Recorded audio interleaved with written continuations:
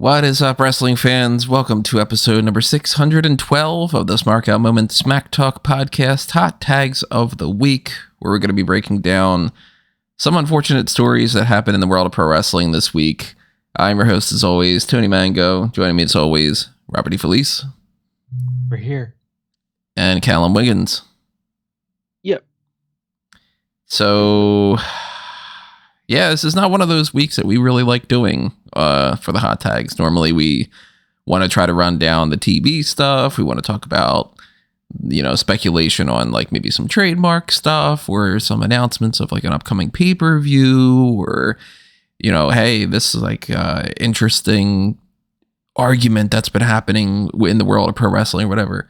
Well, this week, there are two legends that have passed away, and there are some other smatterings of some news things, some of them just totally not worth talking about whatsoever. Some other ones that we're going to kind of breeze past after we get through this. But predominantly what we're going to talk about for this episode, of course, are the passings of Terry Funk and then yesterday, Bray Wyatt. So if you are completely unaware that those had happened, sorry to kind of spring that on you. But yeah, the wrestling world lost two huge creative forces this week, and SmackDown tonight is going to be a tribute to Bray Wyatt. I don't know if they're necessarily going to do anything Terry Funk related as well. It's kind of hard to do two things at the same time. They might do like a video package for him and then put most of the focal point on Bray Wyatt, but we're going to be talking about that for this edition more than anything else. We will talk a little bit about Edge and the contract situation and a little bit of NXT stuff. And yeah, I mean, there's nothing really to talk about for AEW All In because all that stuff we already talked about in the last episode that we had done, the AEW All In Predictions podcast. So if you're interested in that side of it, go ahead and check that out. Our opinions and everything hasn't really changed on that end. And, on Sunday, we're going to be doing the AEW All In post show. So we'll be covering that. Don't really need to talk about that stuff today. There's nothing going on from Raw that we need to talk about, whatever. So let's just dive into it the way that we normally would here. But before we do, drop your comments. Of course, let us know any like matches you want people to check back on Terry Funk or Bray Wyatt, or your favorite moments of their careers or anything along those lines. Hit them up in the comments below. Make sure you're hitting the like button, subscribe, to ring that notification bell, all that normal stuff that we normally talk about with the marketplace and all. I don't know where to necessarily start with this because usually if we have one passing, we can focus on that, but now we have two. So Terry Funk and Bray Wyatt. Terry Funk, of course, already a Hall of Famer. Bray Wyatt, I would assume a future Hall of Famer, probably inducted next year. Do you guys think that that's probably going to be the case when it comes to Bray Wyatt? I would assume it's a lock. And for modern records, if we're just talking in character, he's got the credentials for it. But I would assume that they're going to honor him at the Hall of Fame next year.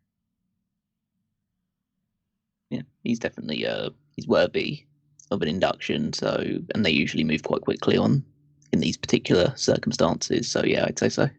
Yeah, I mean, Bray Wyatt's been in WWE for a decade. He's been, a WWE champion. He, of course, comes from a legendary family. He's been a huge focal point of WrestleManias in the past and all. Terry Funk is not someone that I'm as familiar with when we come to talking about like specific credentials. Obviously, how a lot of his career goes just from being a legend and being around for so long. But like, I can't speak as much to Terry Funk as I can about Bray Wyatt. So I don't want any of that to come across as being like that we're just pushing aside Terry Funk's passing. Because, in the zeitgeist, the Bray Wyatt thing stings more because of his age and being on the current roster and being a more sudden passing and all these. But let it be known, the Terry Funk one, of course, the condolences go out for everybody associated with both of them, the fans and friends and family. Terry Funk had been somebody that for a while, it seems like his health had been declining. Bray Wyatt, for the past 7 months or so, maybe not 7 months, that's around WrestleMania time, he'd been out of action, and there wasn't really much information about it. The only thing that came out pretty much was that he was dealing with some sort of illness. And when they do that kind of phrasing, it can be very open to speculation. So we've talked about it on the podcast itself. We were saying, like, is this a COVID thing? Because they tend not to say when somebody has COVID, because I don't know, I guess that they're like worried about some kind of a stigma that goes along with that. It could be a mental health thing, could be something, like for all we know, like he's got a bad pancreas or something, I mean, there's so many different things that it could be the case. And yeah, as fans, it's not necessarily our responsibility to know that information. So it's always up to everybody to volunteer that information for us and all. But it seemed as though, from my perspective, the Terry Funk situation was pretty much like, all right, well, things aren't looking good, but here's hoping things turn around. Realistically, probably not. And then the Bray Wyatt thing, it seemed like most of the discussion had been that he had been turning around and doing pretty well. So to suffer a heart attack yesterday, or the day before, I think it was yesterday when it had happened, that's infinitely worse than something to prepare for and all. 36 years old. I'm 36. I just turned 36 not that long ago. That's, of course, something that stings. Terry Funk was 79 when he passed on the 23rd. It always makes you think whenever you lose somebody in like a fandom sense, because, none of us knew either of them. So we can't speak to like being, personal buddies and stuff, but there's a connection, like, and when it comes to that fandom and celebrity status, a lot of people still feel a whole lot of pain. And I know a lot of people, friends of mine that are into pro wrestling and stuff in particular, that are really feeling the Wyatt loss in particular. When you first got the news, what were you guys thinking? Well, I was in the middle of dinner, and I've never, because I read the tweet as it came in from Hunter, and it's like I just got off the phone with Mike Rotunda, and I'm reading it, and I'm not processing that he's saying Bray Wyatt is gone for about, it's that thing where it's like 3 seconds, but it feels a lot longer, and then instant loss of appetite, like instant, honestly, like hurt and uncertainty, and there's a lot of really rough feelings. And then when Sean was later given the okay to say it was COVID, and COVID exacerbated some heart issues, which then led to the heart attack. It's, first of all, he's too young.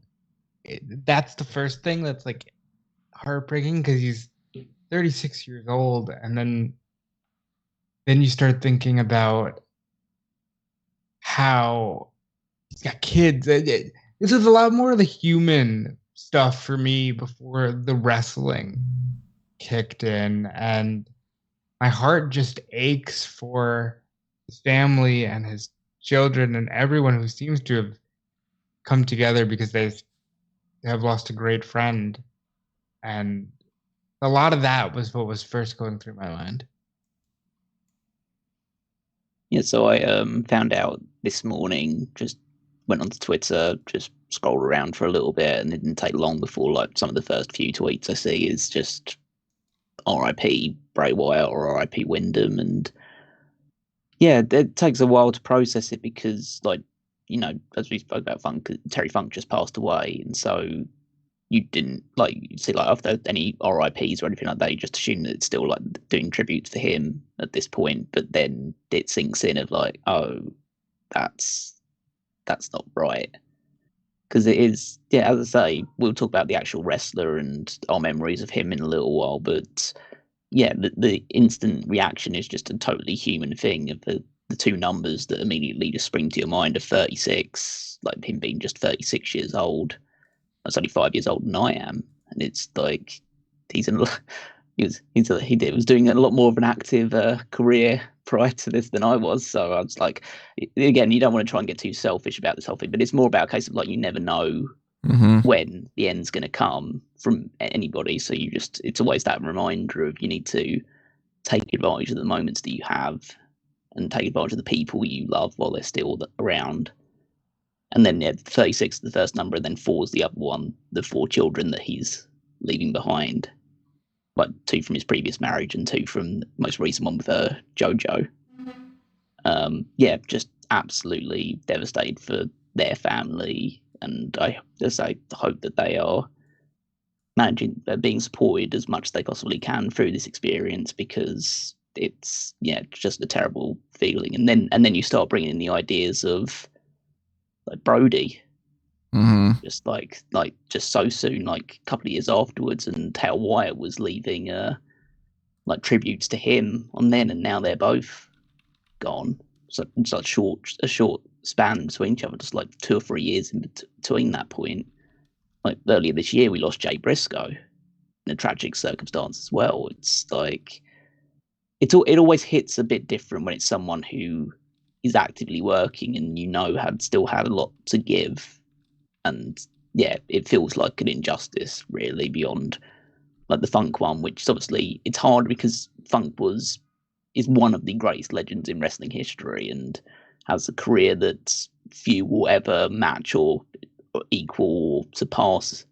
But it's always harder when it's someone that, especially Wyatt, in the fact that like I think for all of us, we watched pretty much the entirety of his career from start to finish. Yeah, and his time frame in the Nexus after the NXT stint, his transition over to Bray Wyatt in NXT through the whole Wyatt family situation. I mean, back in the day when Eli Cottonwood was even a part of it. And then you bring him up to the main roster, you see the evolution into the Fiend, you've got the Firefly Funhouse, you've got so many different things that we've talked about for years, and we'll give a little bit of a recap of that too. I, for instance, was the other day when the Terry Funk news had happened, I was like on my phone and stuff, and my wife's like, oh, what's going on? And I was like, oh, somebody passed away in wrestling. And she's like, oh, like who died? And I was like, oh, Terry Funk. He was just like this legend, this they would call him middle-aged and crazy back in the 90s, and it was like he had this Chainsaw Charlie gimmick. It was kind of like this Leatherface thing, and I told her a little bit. Obviously she's not as tapped into it, so I'm not going to just give her like a full history breakdown kind of thing. But I was like, he had been around for a long time, and he's somebody that inspired a lot of deathmatch type wrestling and so on. And we were talking about the idea of like people passing in pro wrestling and how we've gotten to a point now where it's not as prevalent for people to pass away when they're young, thankfully. There were a few years in particular around like those 2000s type of range where it was like a lot of people that were, sub 40 or something were passing away from different issues with like steroid abuse and substance abuse and all. And we were talking about the idea of like, well, Terry Funk was, he was an elderly statesman. So, time catches up to everybody, and it's good that there hasn't been a young death in a while. And then of course, here I am on the couch and we're just watching some TV shows. We're watching The Crowded Room, and my phone's like buzzing and buzzing and buzzing. And I'm just kind of like, all right, well, I'm just going to mute this because this is getting annoying. Eventually I check it and I'm like, you gotta be fucking kidding me.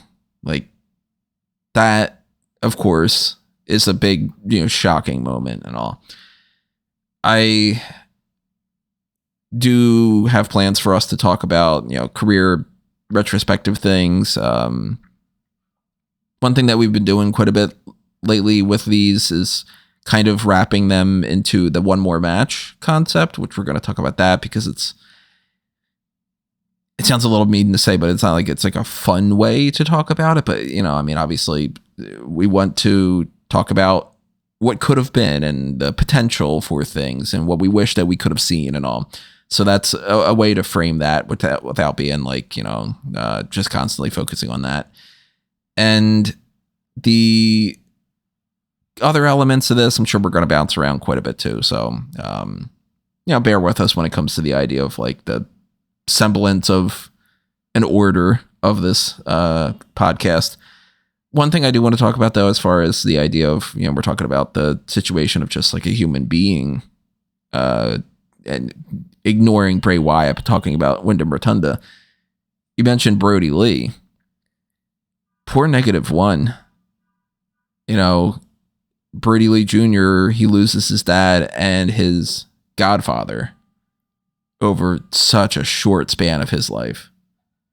That's awful. Yeah. A lot of the initial tweets referenced Brody, and Amanda Huber, said something to the effect of, wrap your arms around him for me. And it's the kind of stuff that absolutely guts you because they're young people, man. I think, you said it. You're 36. I'm only 6 years away from that myself. And you just start thinking, you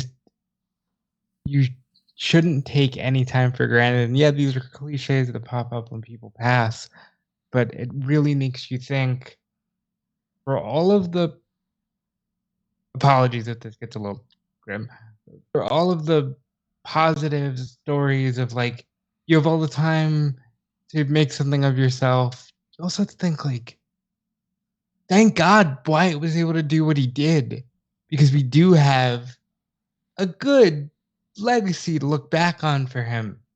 There is still so much yet to do.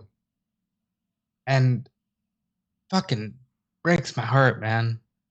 It really does, to know that his story was cut short. And on a personal, like the COVID aspect of things,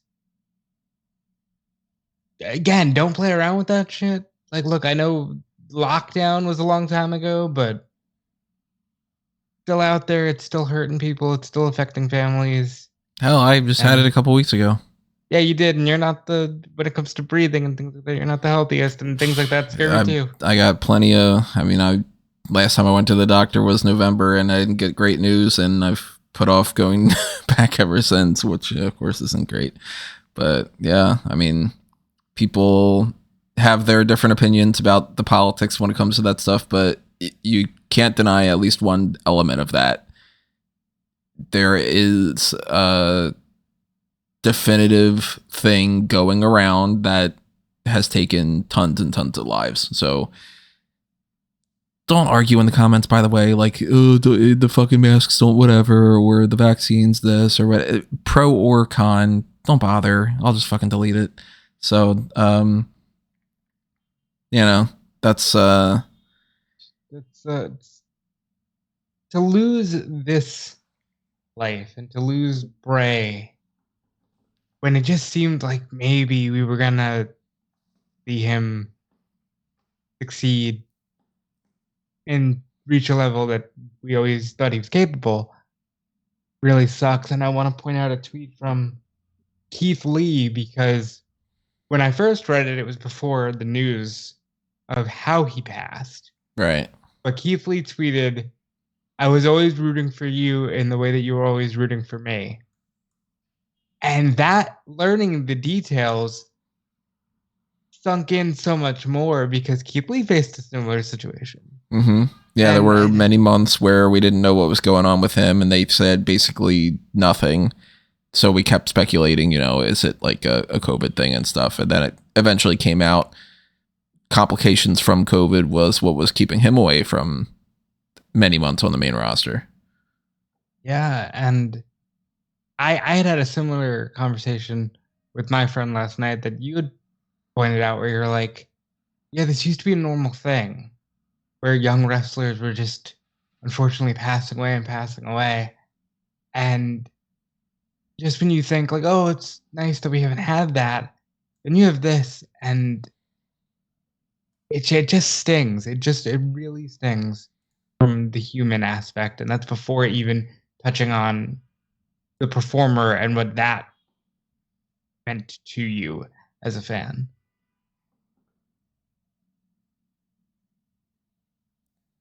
Another thing that's going on. Oh, go ahead, Callum. I was going to say it's hard to add any more onto that before we actually start talking about what we missed so much about him. But yeah, it does. It just always puts everything into perspective when it's someone who feels like they still have so much more left to do and so much more to achieve, and feel like they're leaving almost like half a legacy behind them.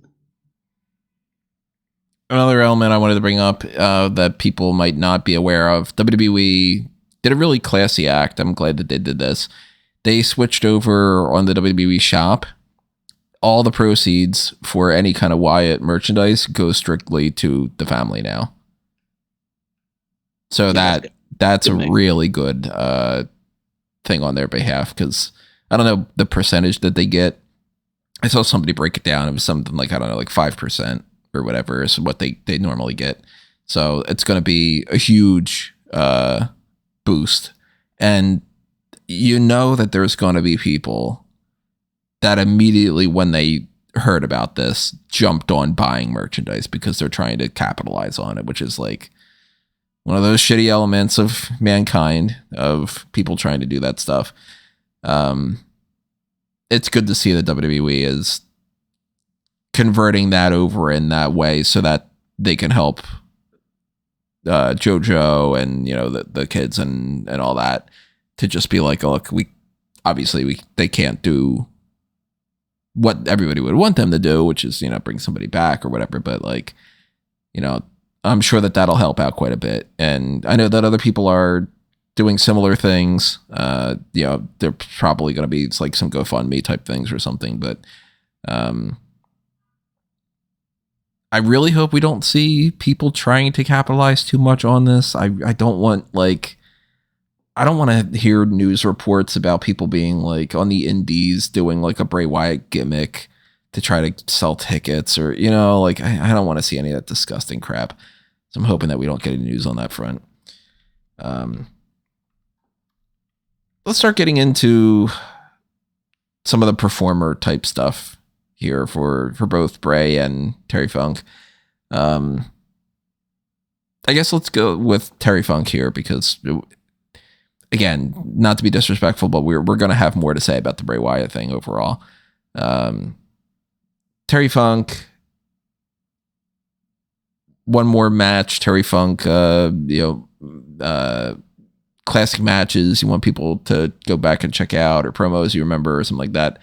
What do you think of when somebody says Terry Funk? What's the first thing that comes to your mind? Just word association. Fun. Terry Funk is... He puts the fun in funk? He really did. I mean, when we got the news, when we were recording the the thing we did for Marco, and almost immediately I started watching matches. I mean, there's the classic Clash of Champions 9, I Quit match with Flair. There's all this ECW stuff you can go back and see. And there's so much territory stuff too. There's, the empty arena match with Lawler, which is just a masterclass in selling and believability. Terry Funk was middle-aged and crazy before I was born. And the fact that I still got to see him in real time do some pretty amazing stuff, whether it was ECW Barely Legal or the match at One Night Stand 06 with Edge and Foley. I kept thinking about this, and it's like he's almost like Frank Miller's Dark Knight Returns. Like, he was this battered legend that could have easily stopped and just gave everything he had until he just couldn't, and it was always fun. It was always believable. It was always just amazing. And I would honestly, you want to, like, match recommendations, watch, there's a tag team match from November to Remember 95. It's Funk and Dreamer against Raven and Foley. It's amazing. Watch the One Night Stand match I mentioned where Funk teams with Dreamer and Beulah against Edge, Lita, and Foley. That's a great match. The triple threat at Barely Legal with Sandman and Stevie Richards, and then the match with Raven. The match with Flair. The matches he's done with Sting. I mean, if you really want to go back and just see some of, like, the actual wrestling match he had before he went crazy, before he lost the belt and just decided he was going to be completely detached from the Terry Funk of old. There's so much Terry Funk out there, and a lot of it I don't want to shout out because I don't want YouTube to ever take any of it down, but there's a lot of good stuff out there if you just look, and he's one of the true icons of wrestling and somebody who did every element of it perfectly. And even though I didn't see him in his prime, I instantly felt like there was a little bit of magic taken away from the world. I think if go to one word to describe Terry Funk, it would probably be evergreen.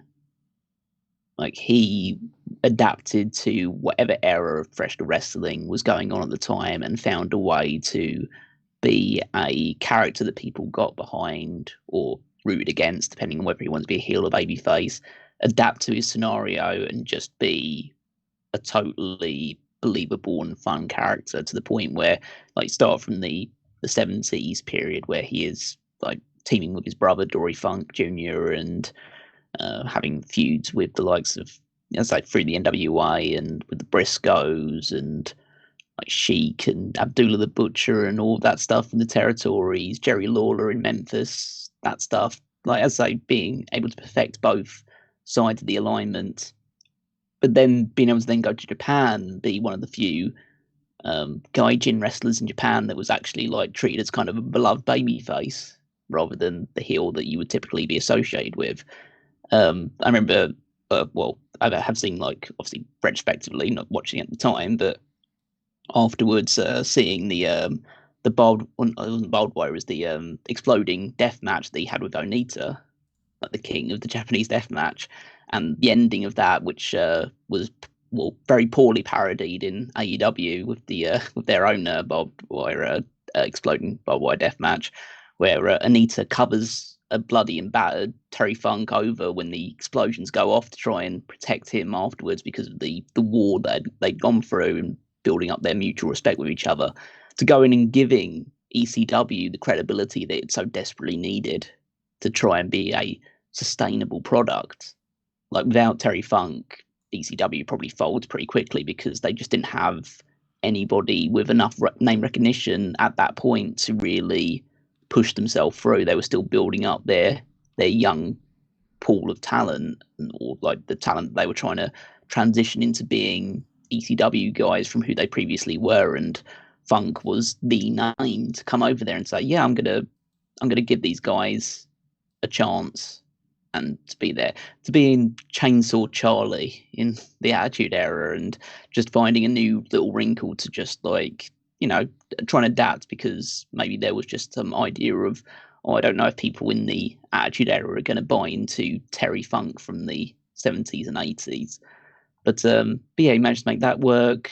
I think the first match I saw of him, obviously the first match I would have seen of his where I hadn't gone back and seen it beforehand, was the match from ECW One Night Stand 2006, which was a great match. Just him coming out and getting attacked immediately and, like, in it, like, busted open in his eye, and then him coming out through the crowd with a barbed wire bat, holding a barbed wire bat in the air as he's got like a bandage over his eye, and beating the shit out of Mick Foley with a burning 2x4 of barbed wire, and diving through off the ring apron into a board of barbed wire onto Foley. There's just like, yeah, this guy's crazy and hardcore, and they're truly worthy of the phrase the hardcore legend. But I think that's what a lot of like more modern wrestling fans remember him for. But then you go back and he was a great like brawler and technician as well. And as Rob says, you can check out those matches with like Flair and Stan Hansen and stuff like that. And yeah, he is a former NWA World Champion. And there's that. I was listening to the Voices of Wrestling, because they always do fantastic retrospectives on people's careers once if they ever passed away. And they spent like an hour and a half talking about Terry Funk, and there's just like, that's even really just scratching the surface about how extensive this guy's career was, because he wrestled in like, I don't know, 5 decades. So yeah, it's like crazy, his longevity. But then they mention how he won the World Championship from Jack Briscoe, and then his title run was actually meant to go much longer than it did. But the reason why he gave it up is because his wife left him because of being a champion, because it meant that he was traveling all over the world. And so in order to win his wife back and reconcile, he gave up the world championship for her. And he never went back to it. And as Rob says, that's when he transitioned his character to not being about the world title anymore and just shedding all that he previously was. So I think that's a mark of the character that he was as well, realizing that even though wrestling was like his passion, and he was willing to give up being the top of his profession to care about the things that really did matter to him. And you always go back and just say, like, nobody has a bad word to say about Terry Funk. Yeah, I don't remember anybody ever talking about like some kind of this backstage issue I had with that fucker, or you know what I mean? He was incredibly selfless. And I think all he wanted to do, obviously make money and be a star as well. But I think above all else, he loved professional wrestling and he wanted to see it thrive. And he wanted to be part of it. Wherever it was thriving, he wanted to be part of it. I kind of liken him to, like, as I say, obviously, very different people. And there's a lot of people that have negative things to say about this guy. But Chris Jericho, in terms of his ability to be that kind of chameleon that adapts to whatever situation he's in. I think Terry Funk, there was a lot of that. There's a lot of Funk in Jericho, I think.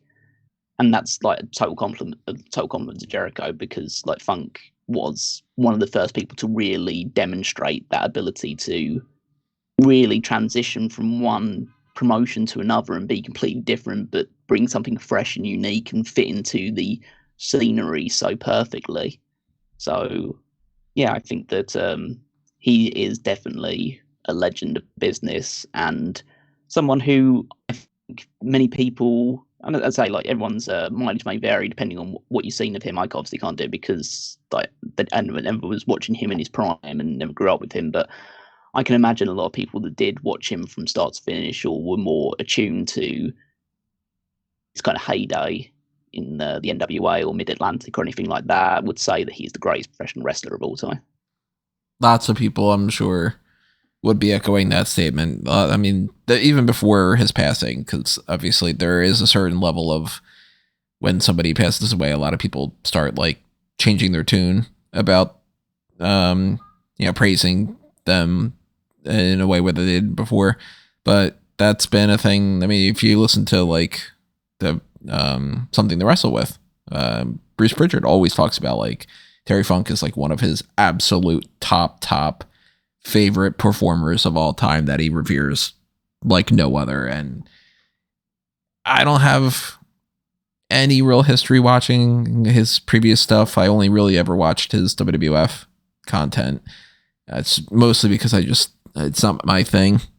Watching older wrestling, I'm not a big fan of it.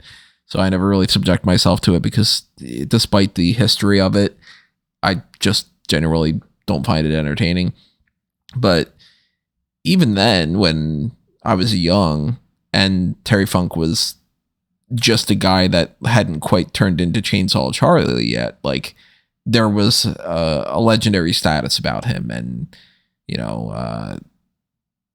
that's like if I were to say, that's the first thing that I think of when it comes to Terry Funk, I think of like the McFoley Association. I think of joking around about how many times he retired, because that was like a running gag of like Terry Funk's retirement for the 12th time and all. But he is somebody that you can see where his influence on the pro wrestling world carries on today. And I'll say one name that pops into my mind as far as the one more match concept goes.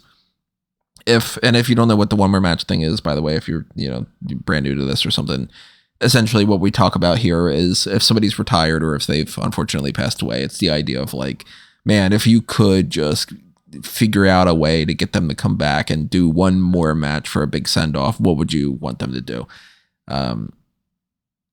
It's got to be Moxley, right? Like Moxley is the name that came to mind as well for me. Like over the top, exploding barbed wire death match type of thing. But I could see a lot of other people too that know Terry Funk more from a different era saying something more of just a regular wrestling match for some other people too. Like Terry Funk's not a one-trick pony in that regard. So I could see both cases if somebody's like, yeah, man, I'd go for more of like, I'd put him in a tag team with Dory against this tag team, or you know what I mean? Like, and that kind of front. But Moxley's the go-to name that I would think of. What about you guys? Moxley definitely came Moxley's into mind. Definitely hot choice. Yeah, go ahead, Cal. I would say Moxley is definitely high up the attack pecking order. The other name that immediately springs to mind is Eddie Kingston. Yeah, Kingston would make a lot of sense, yeah. Yep. Kingston like reveres the ground that Terry Funk walked on. And yeah, I think just because it would mean so much to Eddie to have that match would kind of just also elevate it to me. But we lost you a second there, Callum. We lost you after you said the thing about Eddie. Yeah. I think we might have continued to lose Callum there. All right, so I'll pick up from there. I mean, Eddie Kingston is a great name. Just from a wrestling aspect, I think I'd like to see him wrestle Kenny Omega. I think he'd have a fun match with Kenny Omega. I think I was going to say this before Wyndham even passed. The original Bray Wyatt against Terry Funk would have been a lot of fun for me. I could see that feud being really fun. Yeah. If you go back to our all-time fantasy card, I had Wyatt in a Barbara match with Foley. Like, that to me would just be a lot of fun. There's so many, and that's without even getting into like the time machine aspect of course I'd like to see him wrestle Brock Lesnar. You know? Oh, yeah. Brock Lesnar? Terry Funk Gunther? Oh, the Gunther match, yeah. I didn't think about Gunther. Like, Terry Funk was so grounded. He was the bridge between the territories and the new school of the WWF. He was brought in to face Hogan. He was the bridge again when you needed some help in the Attitude Era. And the bridge again. You know, he gave Moxley a chainsaw to use against Brock Lesnar. I thought that was so cool. Did nothing with a chainsaw. They should have. But that was such a cool moment. Darby Allin. Terry Funk. Darby Allin would be so much fun. Punk, if he could have had matches with Punk in his prime, he did fight Punk in Ring of Honor because, again, Terry Funk was that good. But so much. Terry Funk was such a special wrestler and a real case to be made for the best overall performer of all time. You know? As far as like a clash of styles in some ways, like you take a prime Terry Funk knowing what he knew after he had, long stepped out of the ring against a prime well-seasoned Shawn Michaels. Imagine how that match would go down. Or Chris Jericho. Or Daniel Bryan. or you know what I mean? Like anybody who has like a high ring IQ, Edge, you know, the other person who they could just sit down, think of ideas, and be like, okay, we'll structure a match around this. I think almost any of those would be really good. You know, you think about if you could have gotten him with a prime Brett. I mean, they did have that match, his final match in Amarillo, which Vince was nice enough to let his world champion do. But like, imagine a program between Brett and Terry Funk. No, oh my God, we didn't even say the Undertaker. Imagine like a '97. We're gonna give Terry the push that Paul Heyman gave him in ECW and put him against in WWF against the Undertaker. Like, I'd have been down for it. Some kind of casket match or something. Some kind of like Texas death match where you got the fire going and the druids, the cat. I mean, you could do so much just fun shit. Just do some fun stuff. Like, Terry Funk was the man. It's a hard one because like real icons are you know passing away. Any other thoughts that either of you have on Terry Funk before we move back over to Bray Wyatt? Just rest in peace to an absolute GOAT of professional wrestling. Yeah, absolutely, just co-sign. All right, so then let's talk about the Bray Wyatt stuff because there is obviously there's a lot more to unpack when it comes to that we didn't get into yet. One thing I want to say, in case anybody tries to put it in the comments and stuff, I mentioned before about the idea of like, you know, people like if you say anything disrespectful, I'm just gonna like remove the comments and stuff because it's just bullshit. But like the potential of Bray Wyatt is something that I feel never got tapped into. And you can check back on all the previous things that we've talked about before. I mean, I had not been the biggest fan of Bray Wyatt's return, his run, his Pitch Black match. I've, you know, for years been like, you know, this isn't going to work out as well as the feud was going to go. And I don't have a whole lot of faith that this feud that's going to last like 8 months is going to turn into something that I'm really going to think is worthwhile and all. That being said, one of the reasons why that used to annoy the hell out of me was because I was like, there's so much potential here and it's not getting tapped into. I thought that the Bray Wyatt character, well, let's put it this way. Before Bray Wyatt even became Bray Wyatt, when he was Husky Harris, I thought that it was kind of interesting with the Nexus angle and all that they were going with this. Like, I didn't love the whole tank with a Ferrari engine concept, but I was like, maybe there's something there. I don't know. In my mind, Mike Rotunda is IRS, and I was like, well, I'm kind of glad that they didn't make him IRS Junior because that would have been a little bit ridiculous, but let's see what happens here and all. And he reinvents himself and he becomes this Bray Wyatt character. And I think this thing's pretty friggin' cool.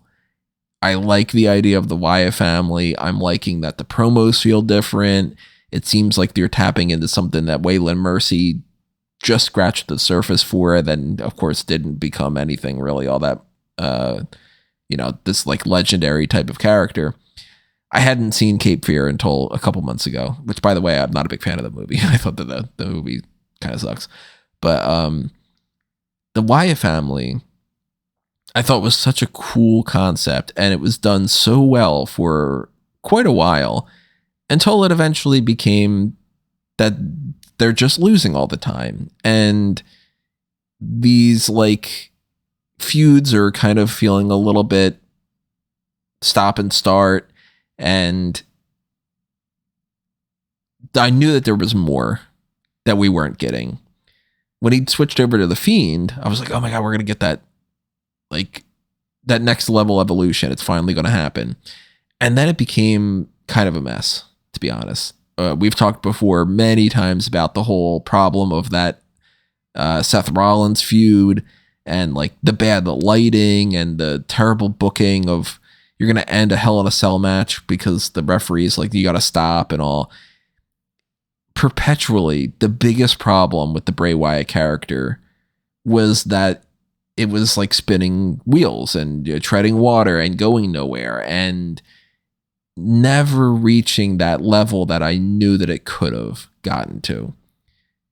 The most interesting thing that he's done in the past year, since he had returned, was when he had his promo where he was being more of himself and talking about how he was opening up and all that. I was so much more interested in that than to see a rehash of The Fiend, or to see, honestly, like the Uncle Howdy stuff wasn't working for me and all.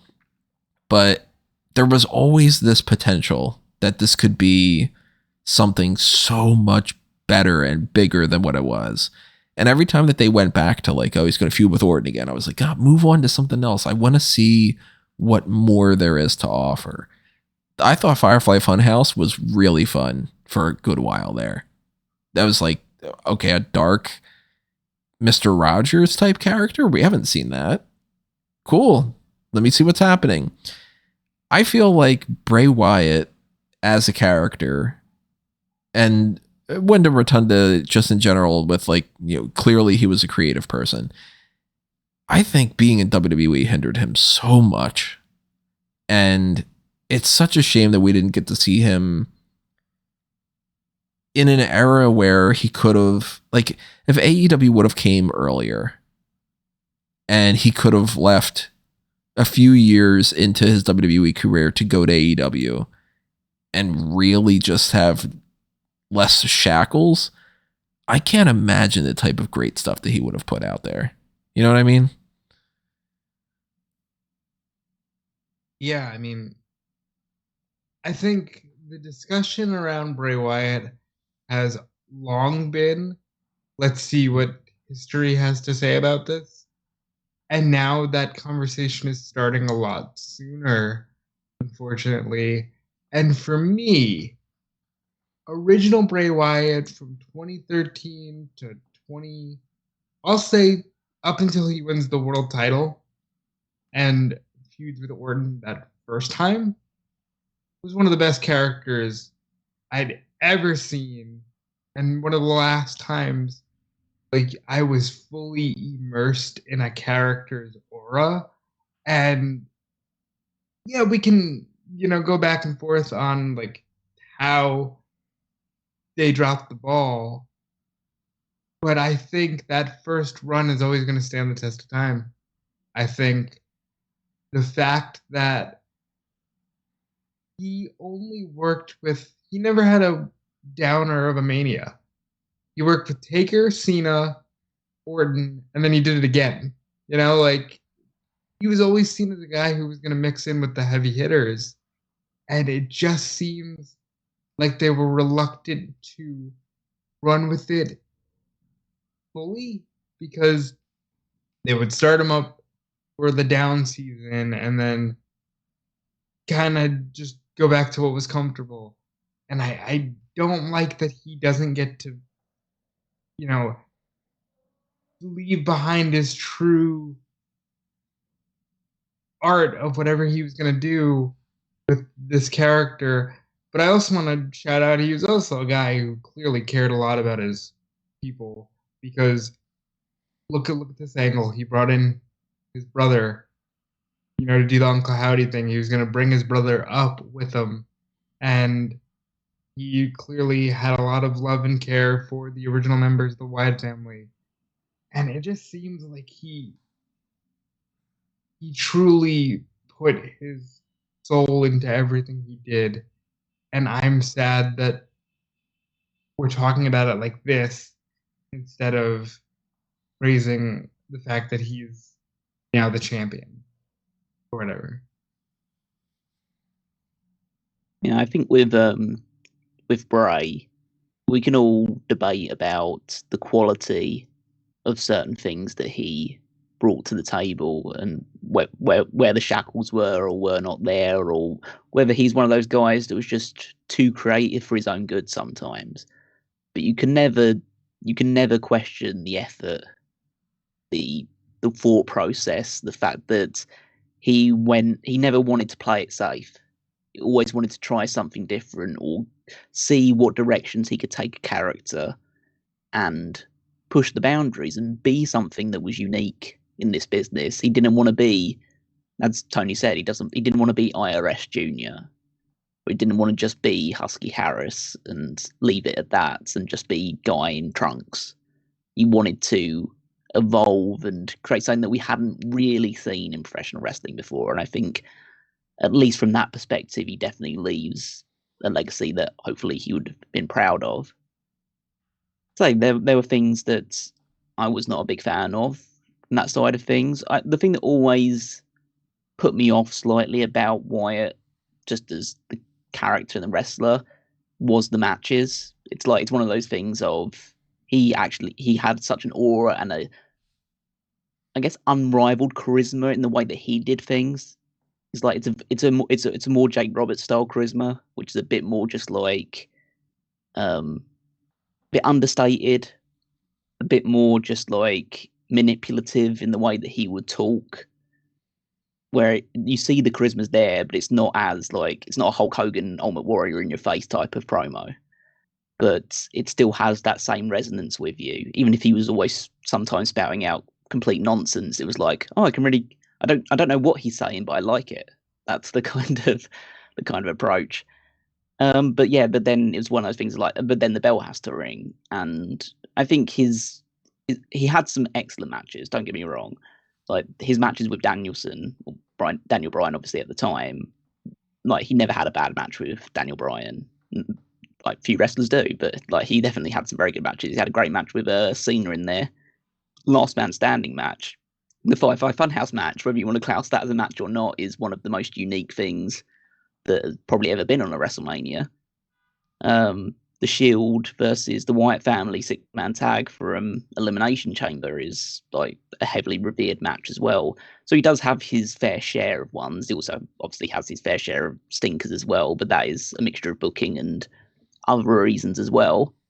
Yeah, and as people have said, like he seemed like a very generous guy as well, and wanting to work with other people and bring them up. You've got the other members of the Wyatt family and his brother and Alexa Bliss as well. Like her character went through a huge evolution due to his influence as well. So I think his is a career that touched a lot of other people that are currently on the roster and people that previously were on the roster. And yeah, maybe in a different era where there were less shackles and constraints and maybe creative differences, he would have been able to explore sides of his character a lot more. But I think that overall he'll be remembered as, let's say, a great creative mind for like wanting to take professional wrestling in a different direction. And did it always hit the mark? No, but it was not through any lack of effort or lack of imagination. He always wanted to push the boundaries, and he needs to be eternally credited for that. Yeah, something that we might do at some point this year. We haven't quite figured it out yet as far as, plans for every podcast that's coming up in the next few months and stuff, but it's one of the ones that we might do, is this concept of wrestlers that would have succeeded more in another era.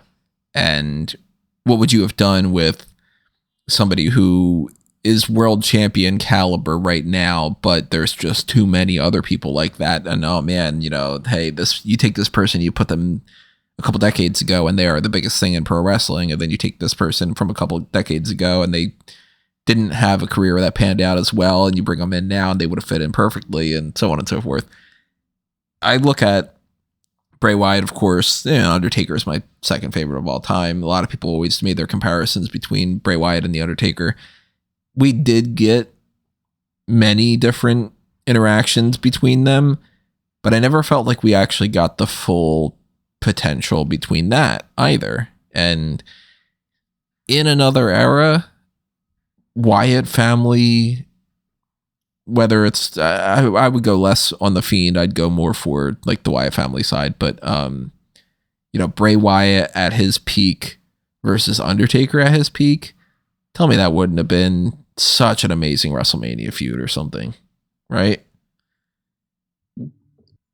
like the ideas that they could have thought up and everything. I mean, I guess we should get a little bit into the one more match territory when it comes to this, but if you could take Bray Wyatt and his mind and mix Mick Foley in there, a Foley and Wyatt feud would have been absolutely amazing.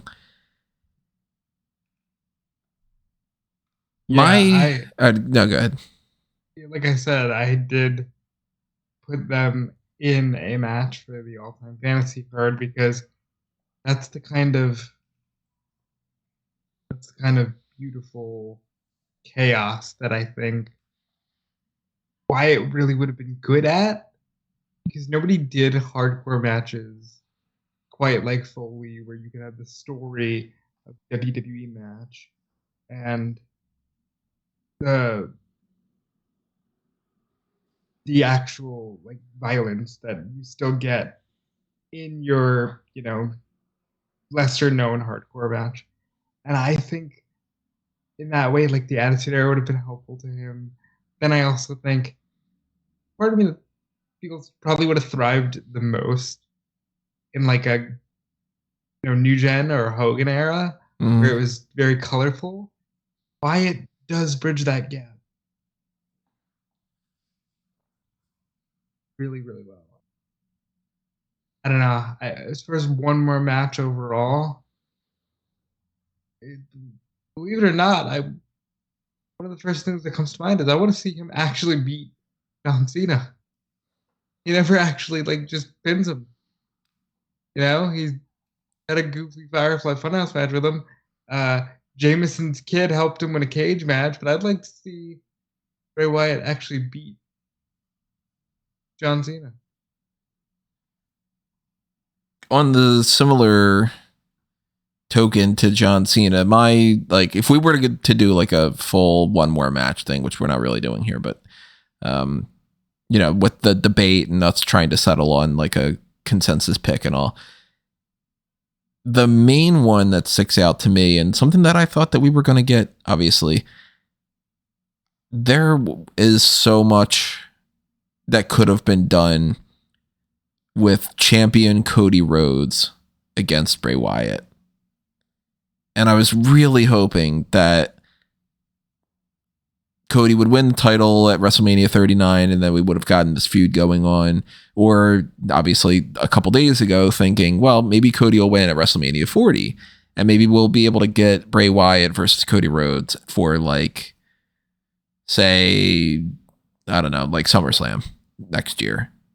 I think that could have been like a landmark feud for both of them.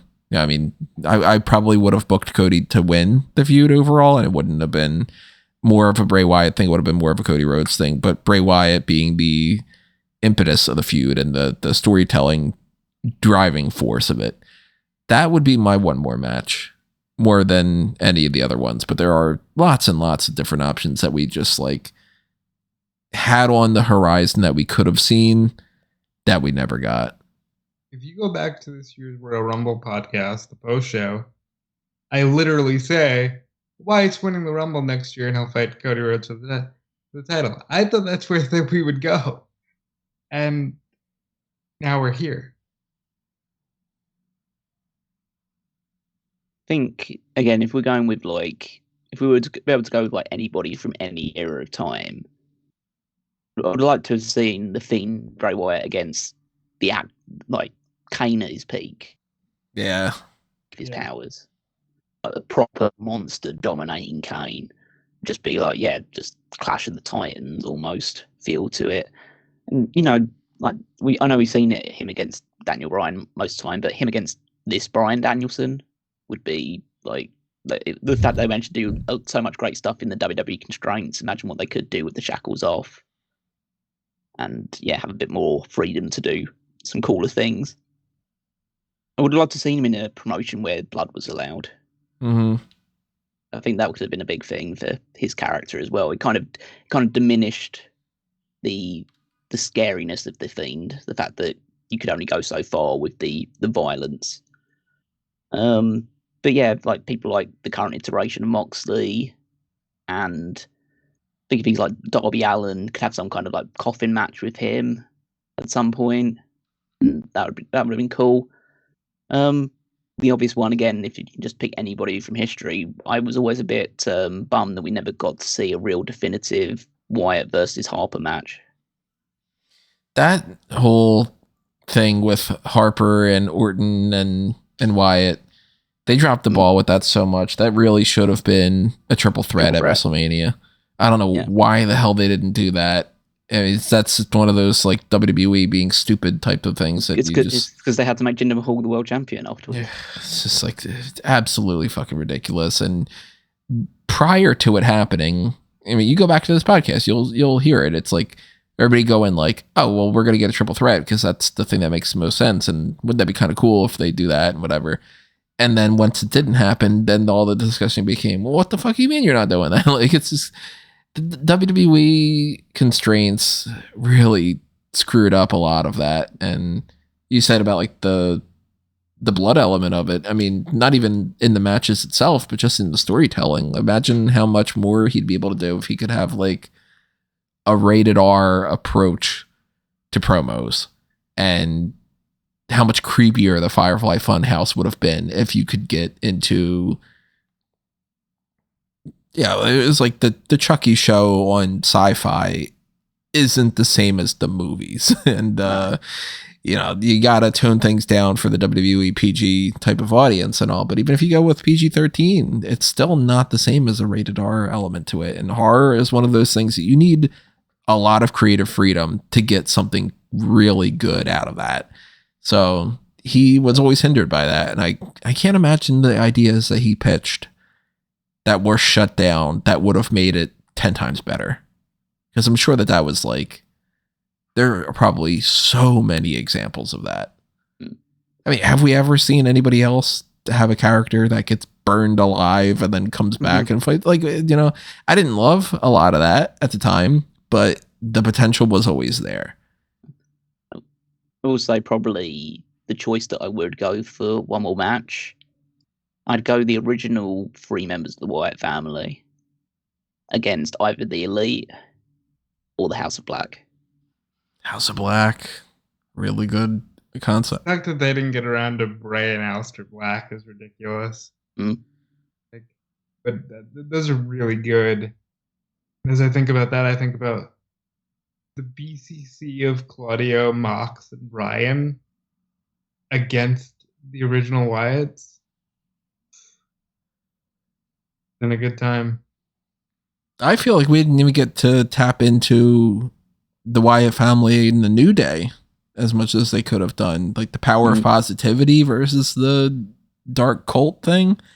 Even that could have been. They touched on it and they did like a weird cinematic, but it wasn't what it could have been. Yeah, think how much time how many times they did the New Day versus the Usos. Just to think that couldn't they have put more New Day versus Wyatt family in there instead? And I mean, they did throw Harper and Rowan in there as well, but like they had a really weird thing where they were insistent on them being individuals instead of just letting them be a dominant group. Take the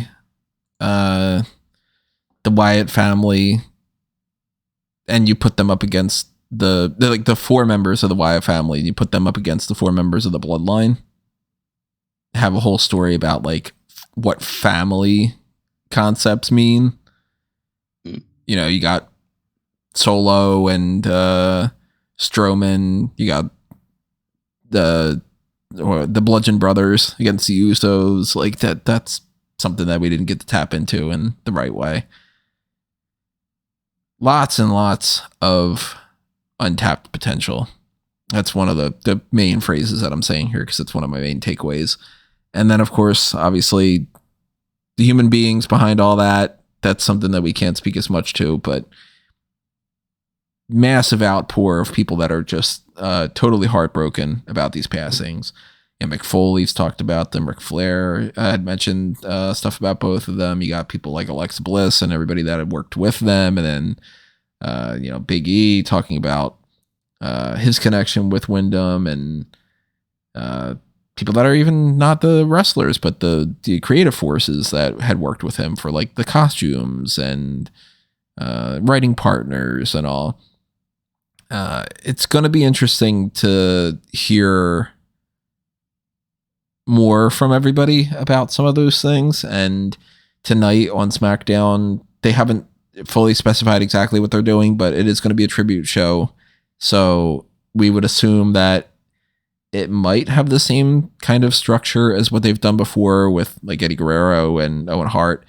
Maybe they'll have the 10 bell salute. Maybe they'll have people talking in their little, like the backstage types of not promos. Yeah, obviously it's not like a promo, but like just those little segments of them speaking on their behalves. And maybe we're going to get some tribute matches. Cody Rhodes is flying in, so he might be performing. He might be just filming something. Yeah, I'm sure that WWE is taking the approach of, if this is too hard for you, you do not have to be here, which is what they should do.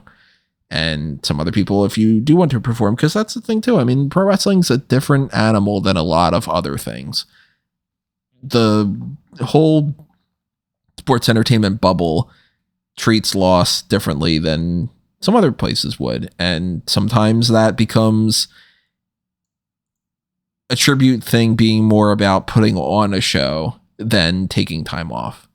So other people do that too. So it'll be interesting to watch what happens tonight with that. And it's good that they're doing a tribute show instead of just being like, oh, well, we really have to do this Rey Mysterio and Grayson Waller thing or something. You know what I mean? Like, hold off. It doesn't matter. If you are that worried about payback, you should have booked it ahead of time anyway. You know, other things are more important. So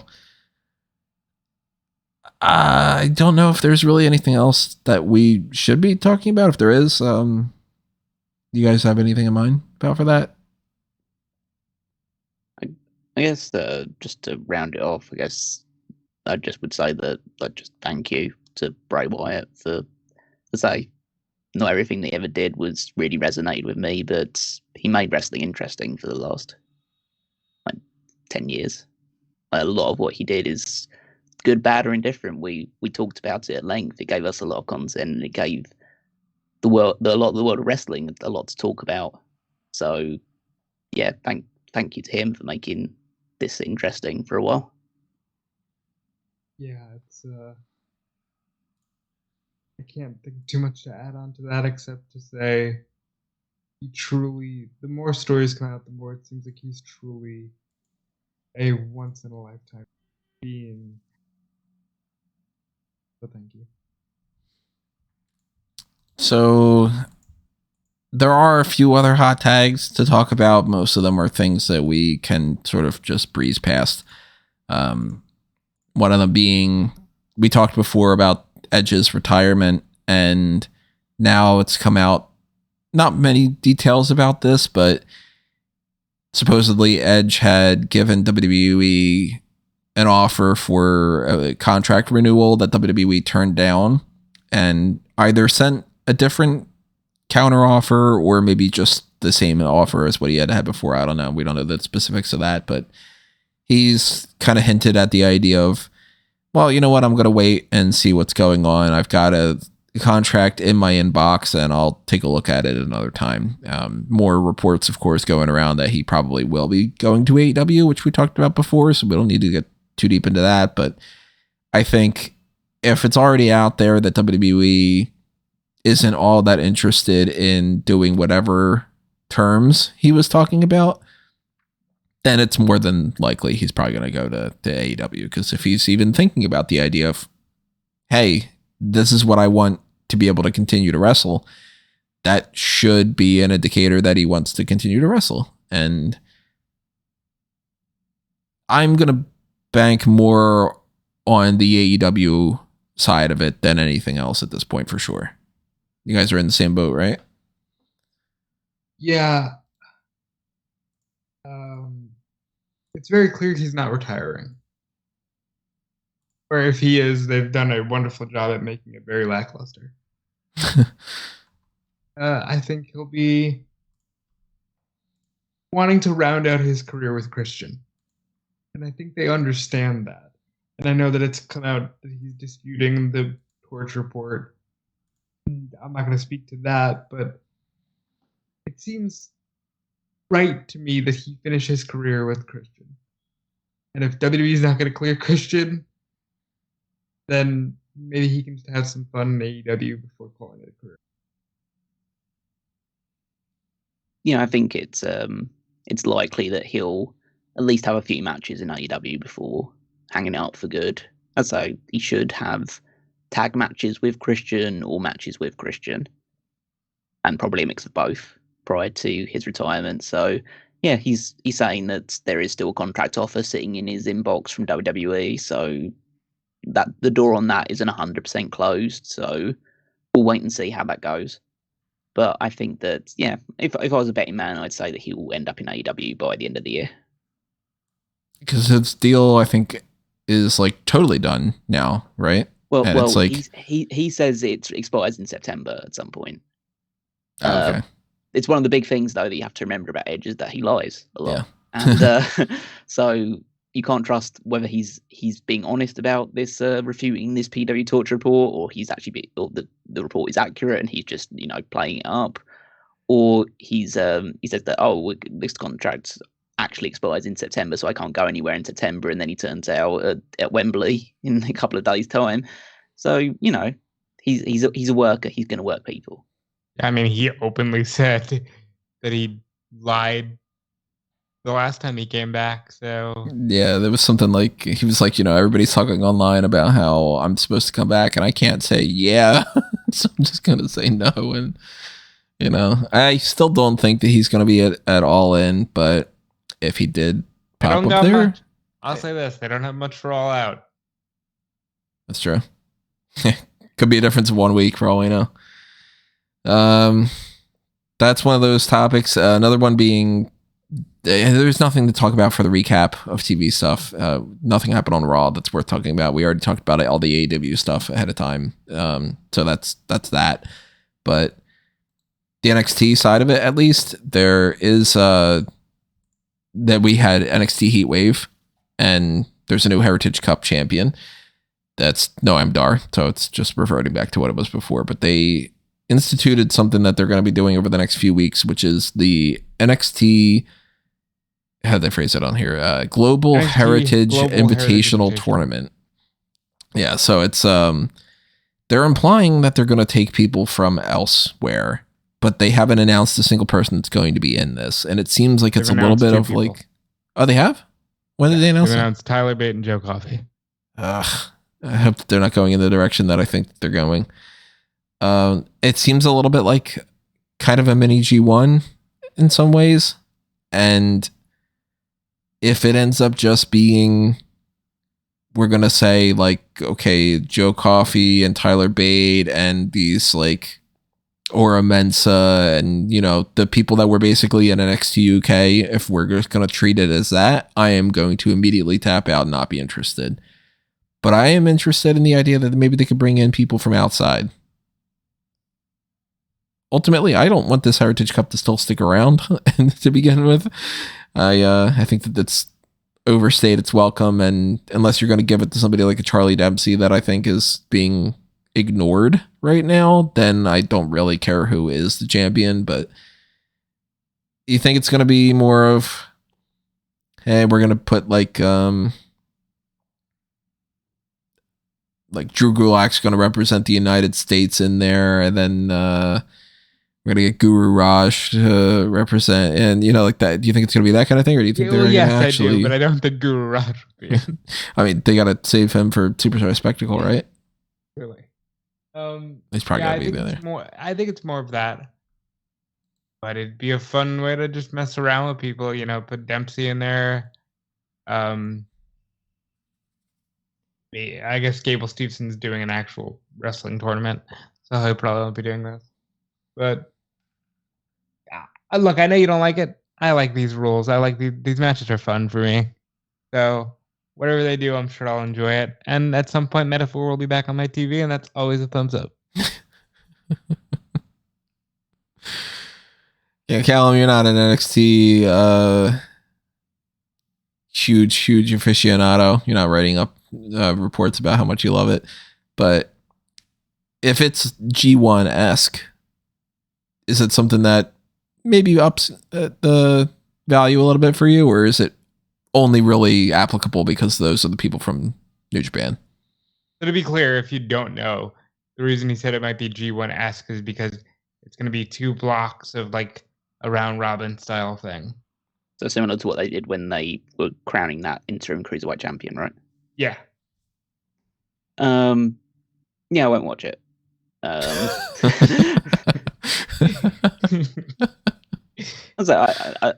don't know if they are going to bring in other peoples from the outside. It seems like that's a very non-WWE thing to do outside of the Cruiserweight Classic. So, well, we'll see. But yeah, I think maybe we find out who they've got on contract still from the UK. It is. Oh yeah, but I think that most likely it will just be the sort of nationalities that currently are already present on NXT. Yeah, probably. I mean, if Joe Coffey and Tyler Bate are two of the main ones that they've already talked about, then maybe they do just pull from the current NXT roster. It ends up being like, here's a big push for Axiom, and here's a big push for who else is like from a different country that they could pull into there? Dante Chen, or you know what I mean? Like, and that's just going to immediately, if they do that, I'm just going to be like, all right, never mind. Just get rid of the belt or the trophy cup.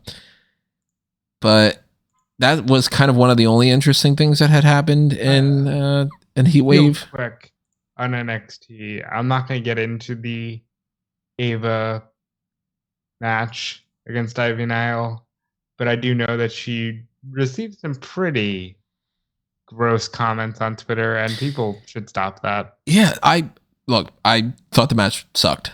I don't think you didn't go on Twitter and say that Creed should have killed her because she's ugly. Yeah, I don't think that I've seen anything from Ava that makes me think that she's progressed to a level where I'm like, oh man, like what a future champion type star.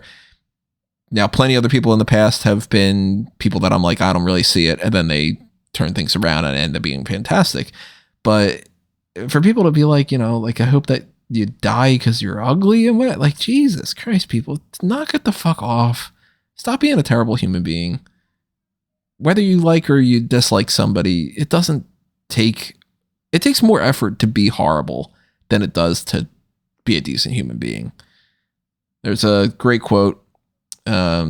I know more from Superman than anything else, but there's a right and a wrong in the universe, and it's not that hard to make the distinction. Put it that way. I don't think there was really anything else that happened on NXT. We set up like, Wesley failed his title match, but he had a good match, and Bron Breakker did a fun spear to Von Wagner. Thea Hale might be in a tag team with JC Jane going forward. Creed brothers are going to get a chance to be reinstated back in NXT. And Tiffany Stratton's going to go up against whoever wins this 4-way between Gigi Dolan, Kiana James, Blair Davenport, and Roxanne Perez at No Mercy. So, why is Roxanne Perez still in NXT? Just real quick thoughts. Why is Roxanne Perez still in NXT? The Creeds versus the Dyads should be absolutely tremendous. And I thought the show delivered. I'm not looking forward to the. It didn't stand. I'm not looking forward to the eventual 4-way of Trick versus Ilya versus Wes versus Mello, but we'll see how it goes. You think that that's going for No Mercy? Yeah, I think that's what they're gonna do. They've done more to set up No Mercy than I think WWE's done to do Payback, which is pretty interesting because No Mercy's. I think Payback was meant to be a house show. And they made it a pay-per-view. Really? Yeah. That's I'm assuming, but that's the way that the vibe I'm getting. What makes you go in that direction? Because it's at a smaller venue, and because I don't think they know what they're doing with Superstar Spectacle yet. And they wanted something for September. Yeah, I mean, overall, we're going to have to see how all that plays out. But those were the hot tags that I had written down. Obviously, our focal points were the passings more than anything else. I am hearing currently my neighbors banging so much on the thing that you might be able to pick it up on my But we're not picking it up. You're not? That is the loudest that I've heard that these people, one of these days, something's going to happen. Yeah, I think that rounds us out for the hot tags. If there are any other topics, of course, that we are missing out on, then maybe we'll talk about that on the post show. Maybe we'll talk about that on next week's hot tags. Maybe we'll do something like an extra recording over the course of the next few days or something. But that's what I got for the lineup for that. So make sure that you drop your thoughts in the comments below and you tell us anything that you want to talk about in there. Make sure that you are following not only Smark Out Moment all over the place at Smark Out Moment, but go to fanboysanonymous.com and check out all the things that are happening over there, which there may be more content for that in the next few days. I know that Vacation Friends 2 is like coming out soon, so Rob and I might end up watching that or something.